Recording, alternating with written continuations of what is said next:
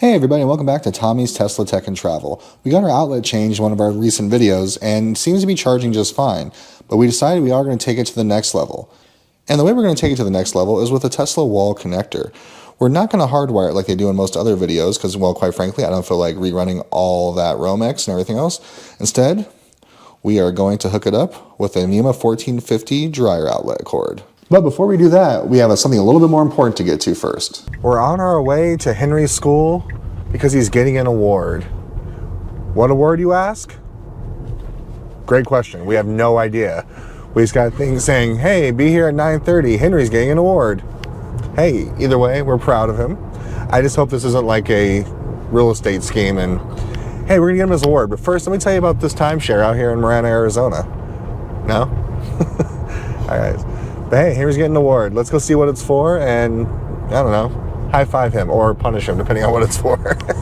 Well, we got his award, Academic Excellence. You're a kid. I was the talk too much and got moved out of the classroom kid in award in elementary.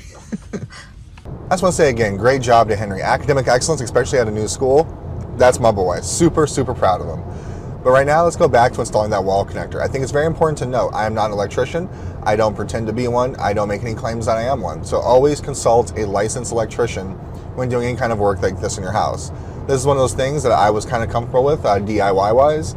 So I was willing to jump in and do it. But if you have any concerns, there are electricians out there who are licensed and are willing to help. Granted, for a price, but that's how our economy works, guys. Money in exchange for goods and or services. All right, let's get back to the installation of the new power cord for our wall connector. So we're going to use to hook it up, we're actually going to use what's considered a dryer outlet, aren't we, Charlie? Yeah. Hi, Charlie. And Charlie, what's really important about this one is we made sure we grabbed one that was 50 amp because we're using a 50 amp breaker. But instead of using these connectors, we are only going to use the black, the green, and the red, not the white. The neutral is not in use here. So we're going to cap that one off. So we're going to have to strip them down a little bit though because it's not going to let us just plug it in. Sorry guys, I kind of jumped into action without showing you, but what I did was I stripped the charging cord down a little bit, exposed these three, and I'm about to actually cut this one off and put a cap on the end so we don't have to worry about any kind of, touching. Again, all you need is these three, and this one's neutral. It's not being used in this case. There, got a nut on there. It is good to go. It is capped off. Now that we have our dryer cord all ready to go, let's actually do an unboxing on the wall connector. Wall connector, made on Earth by humans. Supposedly. I find this interesting. So this is the way you look at it. The way you open it is upside down. And this is the newer model, so this should be the 24-foot cable, not the 18-foot cable that they originally made. It is, so pretty minimal boxing. Charlie, this is going to be our new charger. Yeah. All right, we're getting ready to do the actual connections portions, but we need some tools. We're going to need some Allen wrenches, and we're going to need some drill bits here in a second. So I got my little helper with me. So I have everything all wired up, got it zip tied down, and I realized I never drilled the holes for the wall. So I got to do that now, and since I have it zip tied in, it's not going to be easy. In fact, I decided to go ahead and cut the zip tie to redo it because one of the cables looks like they're not in all the way, and I'd rather be safe than sorry because once this is installed, it's installed. And I'm sorry I didn't show you guys a lot of the extra stuff doing it. I was more focused on making sure I was doing it correctly. By the time I was done, I realized I never actually hit record. So we'll be right back. Removing the two charging cables, going to put them over here. Because we're going to remove this guy here. Because part of the reason we're doing this is also cable organization. Because our cables are kind of everywhere we're doing this. Now, if you heard me in the last video talk about this thing, I love this thing. The Stud Buddy finds the stud right there for you. So we're going to be putting it right like here. But let's get this off. If you're anything like me, I couldn't figure out how to get this thing off at the old house. I kind of just tore it out of the wall. But I realized, oh yeah, it's just kind of like clips, so it slides off. All right, we successfully got our holes drilled here. Now let's go mark out the spot where it's going. I'm just gonna do a mark right here to show where our center stud is. Remove our Stud Buddy. And I really wish more places included templates now because this is gonna be so easy. Since we're running it through the middle for the power, we're gonna go right in the middle. So we're gonna line it up right where our mark was, right? Now we're gonna line up where our mark was right there to make sure we're on that center stud.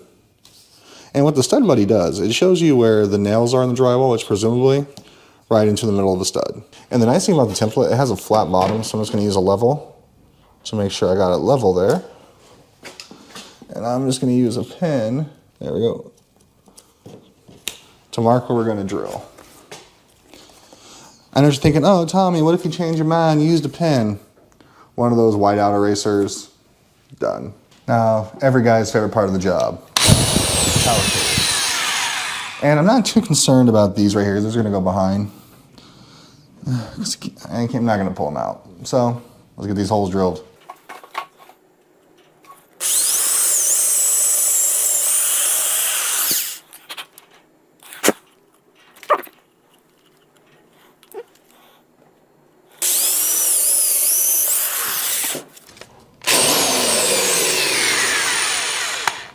And before we do anything else, we gotta get new zip ties. I cut that last one off. Turned out I didn't need to, but I'd rather be safe than sorry.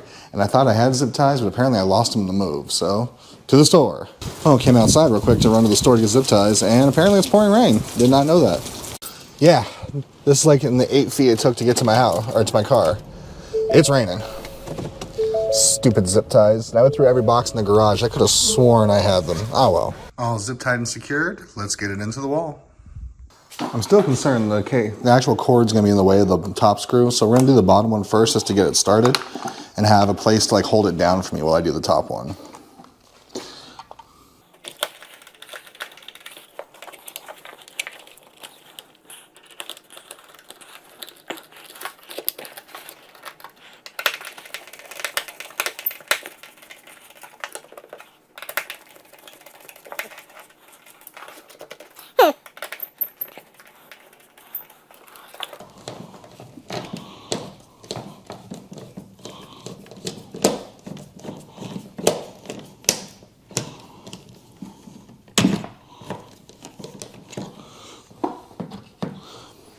Okay, so I drilled the holes to the spec on a stud, and these screws are actually too small for the suggested size according to the directions.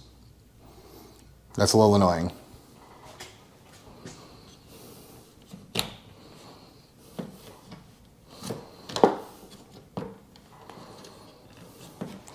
Let's see if I have some bigger screws.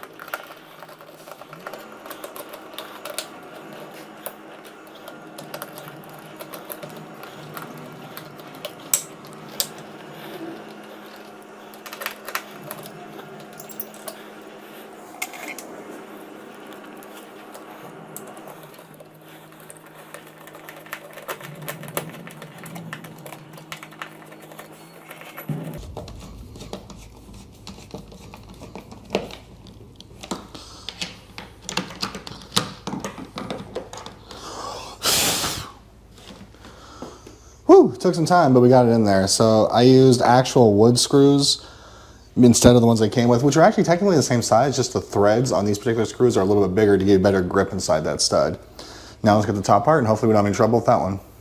And the reason we don't use the white wire, all you need for power is the one hot, 2 hot, and the ground. So that's all we need. Technically you can get away with like a 3-prong 240 volt outlet. Little known fact, people don't realize that, but NEMA 1450 is pretty much the industry standard.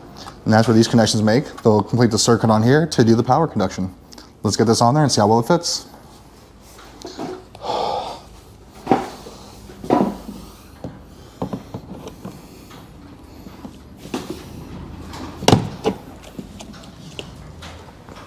Like a glove. Don't sue me.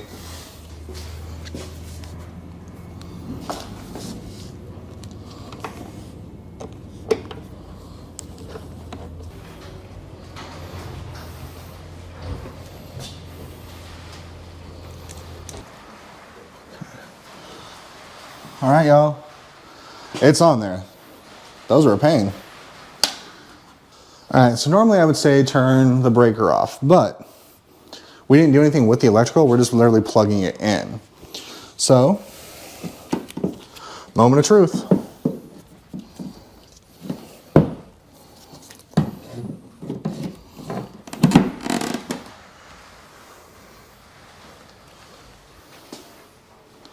It's alive. It's alive. It's alive. Now let's set it up using the phone. All right, so we scanned our QR code. Okay, we're gonna join our Tesla network now. It's hooked up, it's really ready to go, but it's not connecting to the Wi-Fi on the Tesla just yet or connecting to my home internet. Let me bring up the app. I actually looked at the instructions, it said give it 15 minutes, so we're gonna do that. I'm a schmuck. I've been scanning this wrong QR code the whole time, which explains why it wasn't working. I was about to go crazy. There's a third barcode, and I just went ahead of it. So right now, it's actually connecting to the internet. Well, to the Wi-Fi on here so I can set it up. Long story short, I think we're done. I'm about to go plug it in and see what it says. Man, that software did not want to cooperate, I tell you. The nice thing about this cable now is it's actually 24 feet as opposed to just our regular wall connectors. All right, so first test is good. Let's plug it in and let's see what happens. All right, so we got it plugged in and it does let us go to a max of 40 amps now. Now here's the real question. We're gonna start charging it right now and let's see what happens. So far so good. The next little project we're going to do to finish all this up is we're going to put the little hook here to put the cord for the other wall connector on here for the other car.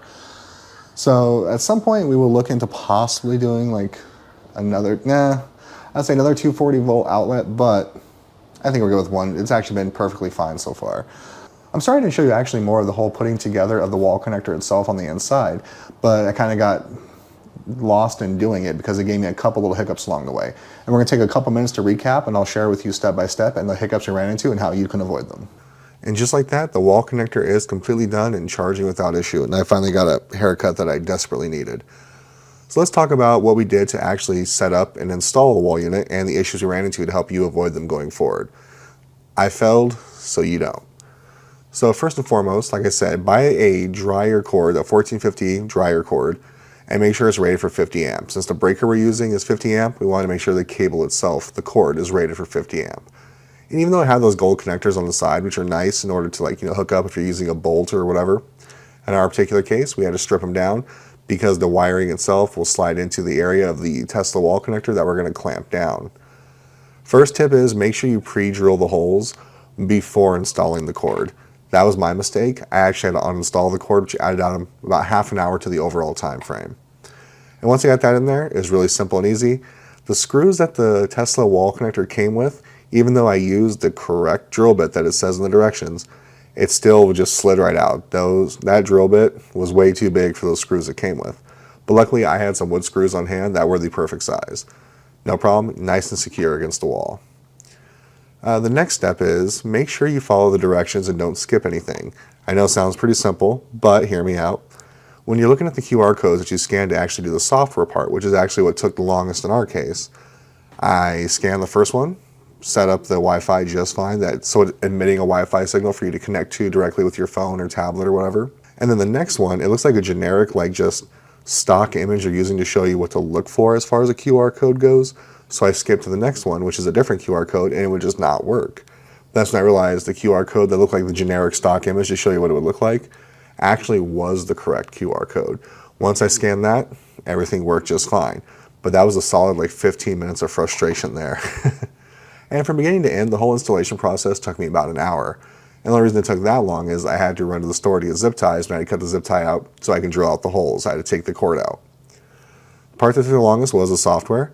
It's pretty straightforward. The only things that came in the box for the wall connector was the wall connector itself, the cable, which is already hard installed to the wall connector, and the actual little baggie of bits you're going to need to install it. And what was great, yes, it is a proprietary little piece that you need to actually hook in the cable, tighten everything down, but they provided it, which is really cool. I can't wait to see how this works in the long run. The only thing I'm going to add on to the end here that you might want to consider if you haven't done so already, if you watched one of our previous videos, you saw that our actual outlet basically melted, which I've done more research and turns out this is kind of a regular problem with those cheap little 1450 outlets you buy at Lowe's or Home Depot for about 10 bucks. Everyone really recommends the Humble one, but those were about $150. But I just discovered recently, watching other YouTubers and doing my own research, there's actually one called Bryant that's available on Amazon. Exact same thing, produced by Hubble. It's a little bit more heavy duty. It's an industrial plug. It does need a little bit more space inside the electrical box in the wall, so I might have to replace that as well. But I'm ordering one to replace it as soon as possible so we don't run into these type of problems again. I want smooth sailing from charging from now on. All right, guys, it's getting late. I'm going to go to sleep. Got to get up early.